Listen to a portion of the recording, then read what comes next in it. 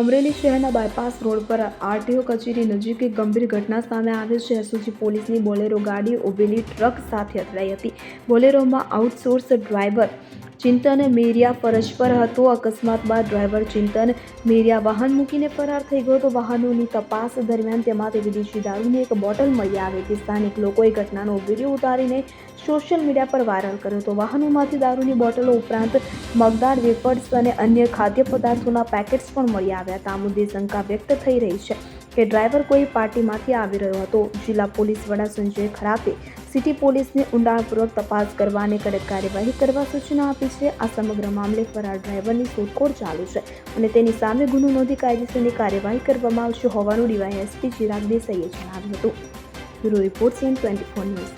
હવે જુઓ દેશ દુનિયાની તમામ ખબરો તમારી આંગળીના ટેરવે. ઉઠાવો મોબાઈલ અને ગૂગલ પ્લે સ્ટોર પરથી ડાઉનલોડ કરો અમારી CN24 ન્યૂઝ મોબાઈલ એપ.